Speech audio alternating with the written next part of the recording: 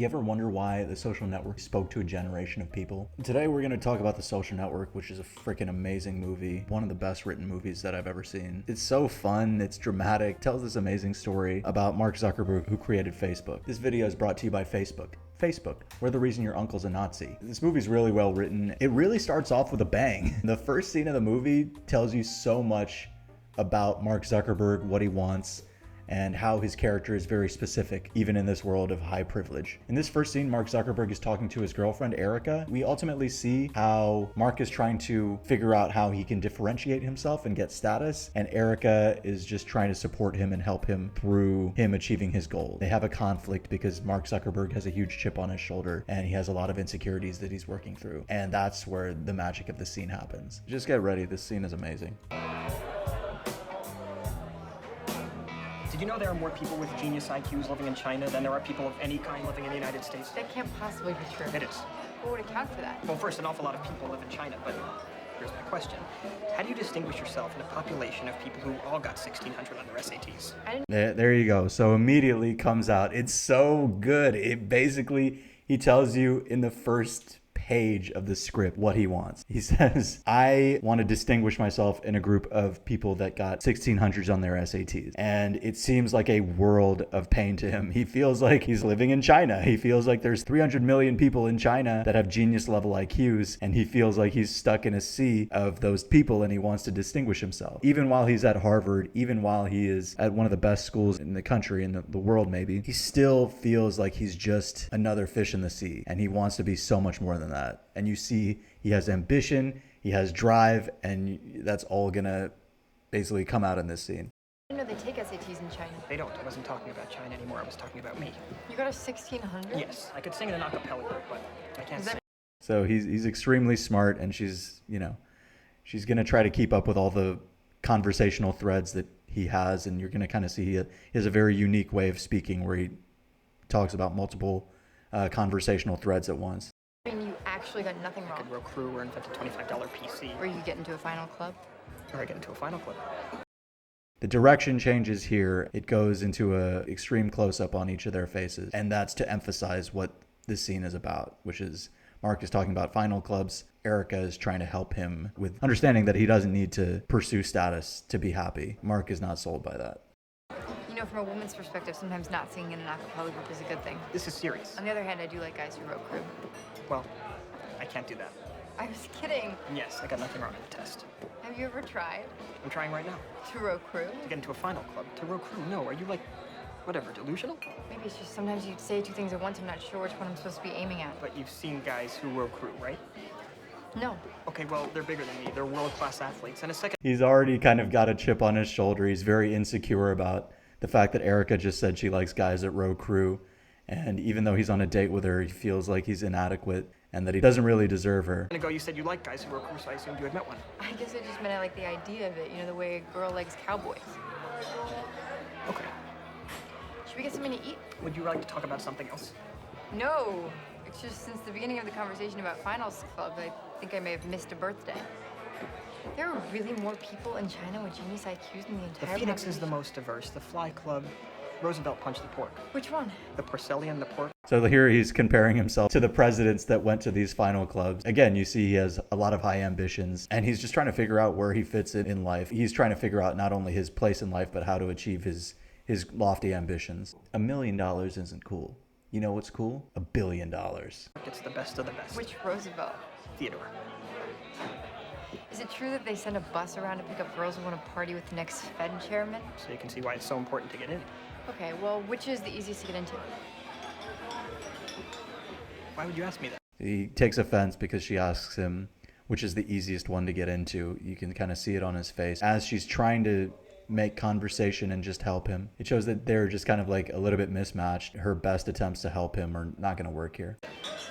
I was just asking. None of them. That's the point.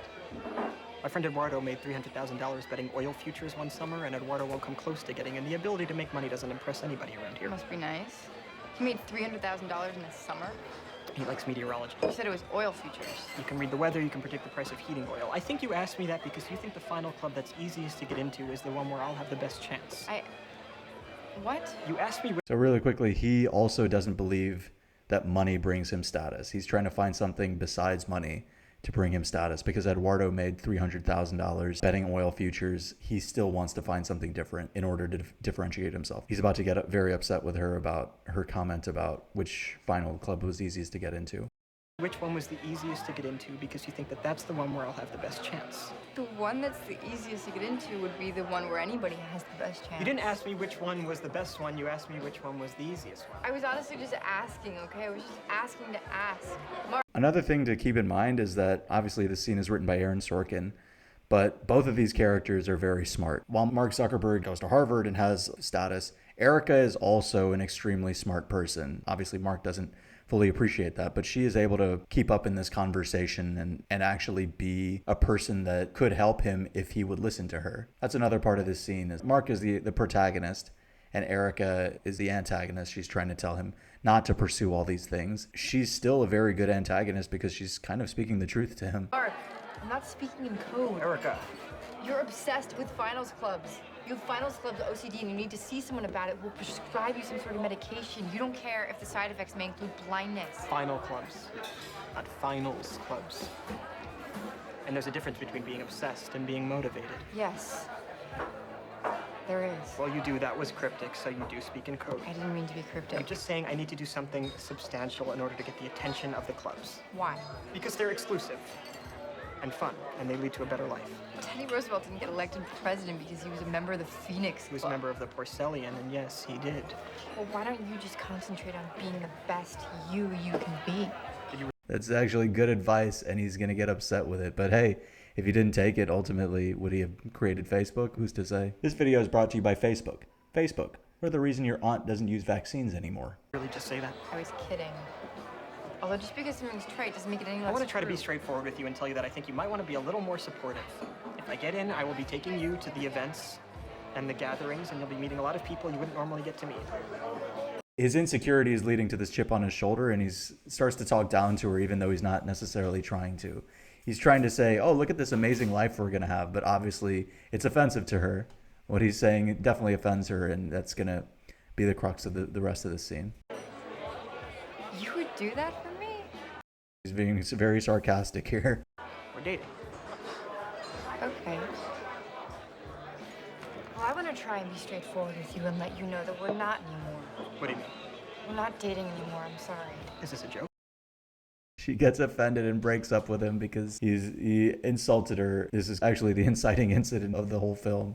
No, it's not. You're breaking up with me? You are going to introduce me to people I wouldn't normally have the chance to meet. What is that supposed to mean? Wait, settle down. What is it supposed to mean? Erica, the reason we're able to sit here and drink right now is because you used to sleep with the door guy. The door guy, his name is Bobby. I have not slept with the door guy. The door guy is a friend of mine. He insults her again. Again, he's not doing this necessarily on purpose, but he is being very insulting. And he's a perfectly good class of people. And what part of Long Island are you from? Wimbledon? Wait. I'm going back to my dorm. Wait. Is this real? Yes. Okay, then wait. I apologize, okay? I have to go study. Erica? Yes.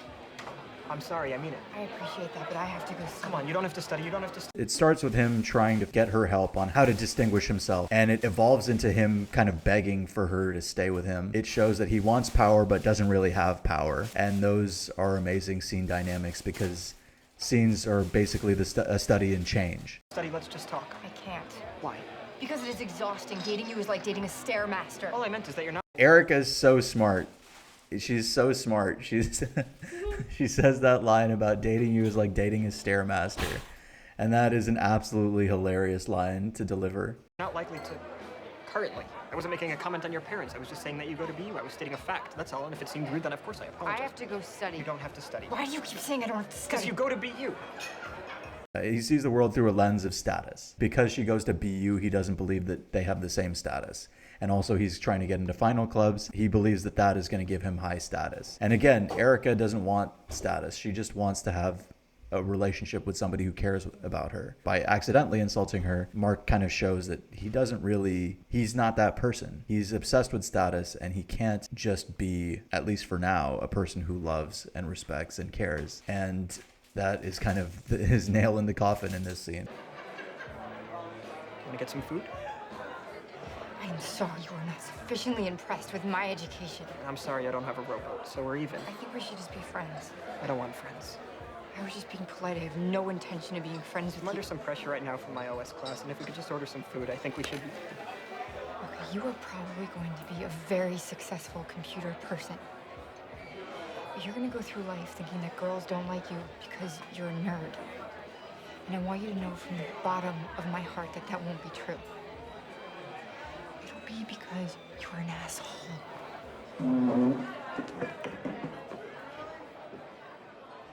So that last line kind of sets up the whole movie. He's going to be a very successful computer person. He's going to create Facebook, and he's probably going to inspire some genocides by doing that. But he's going to be a very successful computer person relatively, but he's an asshole. While he has this chip on his shoulder, and it kind of comes out in later scenes too. That one scene sets up the whole movie just so well. It's 5 minutes.